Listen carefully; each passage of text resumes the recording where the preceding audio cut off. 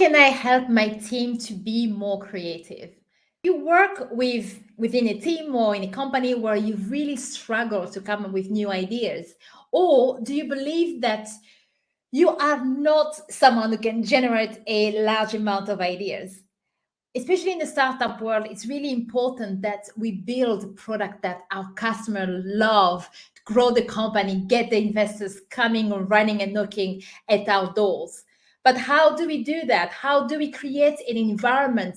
How do we create a workplace playground even where we nurture ideas, we nurture creativity, and we nurture our people so that they can be the best that we can be? And more importantly, what does problem solving means for us as a startup? Welcome to the Mary Poppins of Startups live show. I'm Naily Makangu from Athena Leaders, an organization that is passionate about helping companies deliver complex tech projects and launch their products on time whilst leaving behind the legacy of a happy and productive workplace playground. As a tech consultant and startup advisors, I will share with you tips and ideas during our podcast. And more importantly, we bring awesome guests for you so that you can also learn from our ecosystem. Sit back, relax, and enjoy the show. Creativity. Whenever I work with people, I find that there are different types of people. There are those who can't stop coming up with ideas every time they open their eyes, and every time you mention something today to them, and then they come up with 10 different thousand ways of solving the problems. Yet there are people who believe that they're not very creative. It's not really for them. They are not an idea person, right? So the first thing I will say, ideas are important. And creativity is important. But as a company, as a team, you need to recognize that innovation comes from moving away from just the ideas to implementing them, making those ideas come to life. And that is a big journey. So if you believe that you are not an idea person, well, you will still have your time to shine, right? So that's something that I wanted to start with, because every time we talk about creativity, I always see people that kind of clam up and believe that they have nothing to offer in the way of solving the problem. So first, let's move away from this backward thinking that only certain people can generate ideas, can be creative. That's the first thing. Secondly, whenever we talk about ideas, or whenever we talk about solving your problems, it's not about always coming up with something that's completely original. And as you can see, some people might say that we live in a world where everything has already been invented. Maybe it's true, but I don't think so. But we are living in a world where there are a lot of components that you can put together so that you can create something differently. So for example, I love watching this startup. I think it's called a Hive Enterprise. And what they are doing, they are reinventing the way people get secondment in other companies, right? So for example, a startup wants to hire a software engineer, a senior software engineer, but they might not have the budget to keep them full time. They do have projects where they believe that the engineer will help.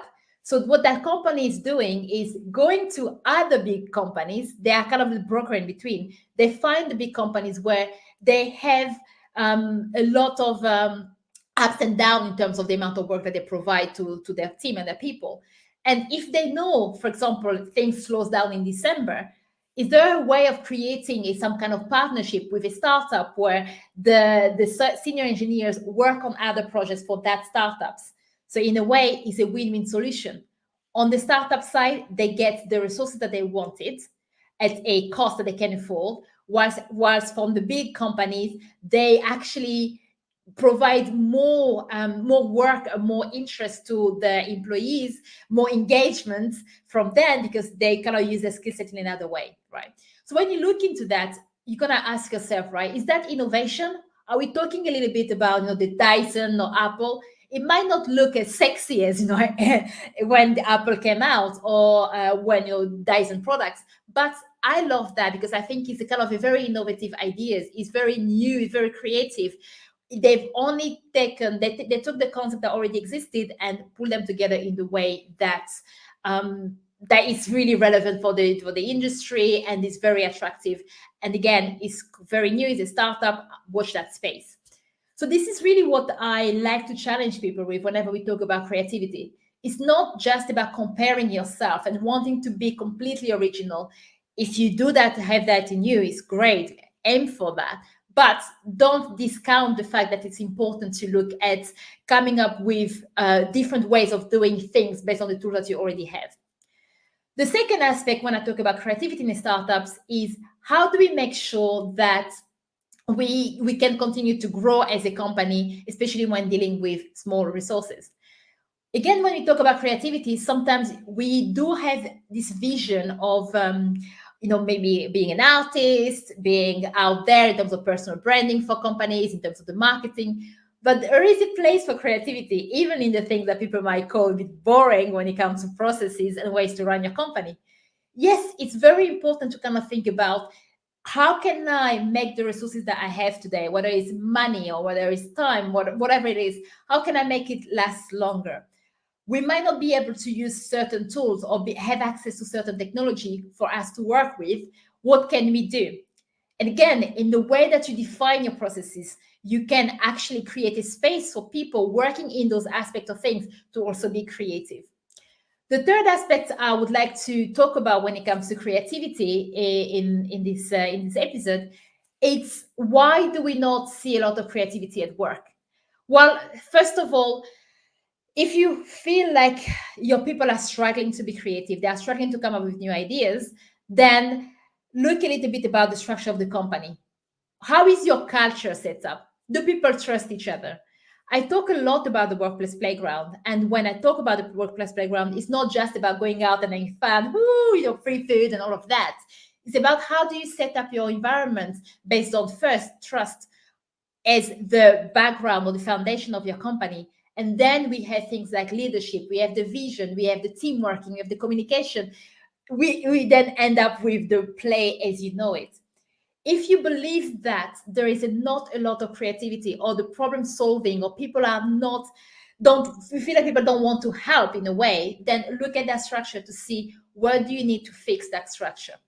Maybe people are creative, but they just believe that whenever they have an idea, they will get discouraged. Their idea will never be implemented. Not to say that every single idea needs to be implemented, but it's how did you handle the conversation of turning down someone's ideas, whilst at the same time keeping the field open for them to continue to provide new ideas.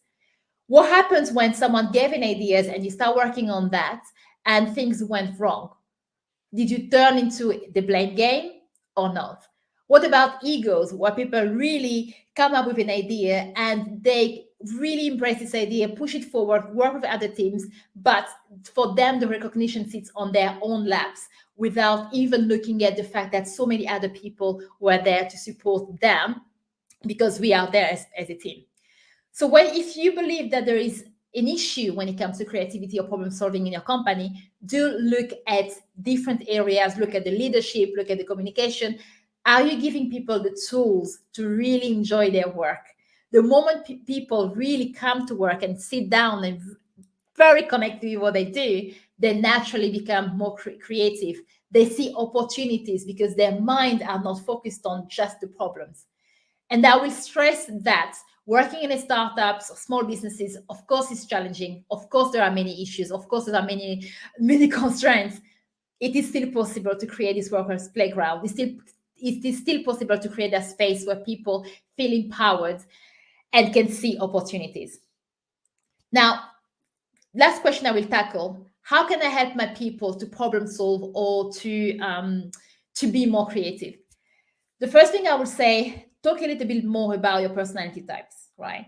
I will always mention personality types, cultural differences, because I think it's really important in the way that people perceive themselves, which will affect their creativity levels.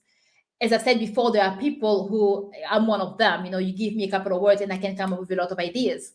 Doesn't mean that I will implement all of those ideas, but it comes naturally to me. Whereas there are other people, for them, they are much stronger when it comes to processes and hooking things together. When there is an idea being presented, they can sit back, stare at you, and kind of tells you how, if we do X, Y, Z, the impact is here. It will be felt on the organization or on the product or on the technology. Those people are as important as the other ones. right? So you want to make sure that people understand the personality types, understand their strengths, and bring all of that. Remember that ideas are important, but what really drives innovation is how do you turn those ideas into an outcome, and that's when you need everybody. So it's important that people do appreciate and respect each other, and move away from the ego of I actually said those words in terms of the ideas. I said those words first, and it's mine and mine only. The second thing is, how do you create the space for people to brainstorm and work together? There's a lot of brainstorming techniques out there, so I'm not even going to go into that. But regardless of the techniques that you have, I will always say, again, be mindful of the personality types. There are some people who are very good at coming up with thoughts as you're speaking or as other people are speaking.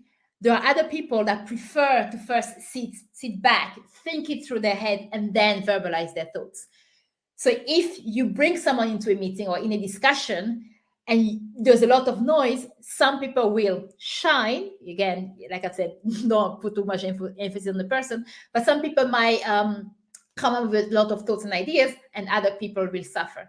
So what I will do is, even if it's an emergency problem-solving discussion, always send an email with a little bit of information for those who need it to read, to think about it, and then they can come and talk more in meetings. Yes, the worst thing, I don't know if you've seen that in exercise, especially if you do an exercise in groups, when one person is trying to think because they like to read instruction, other people like to read and think and speak out loud, and it kind of clashes with each other.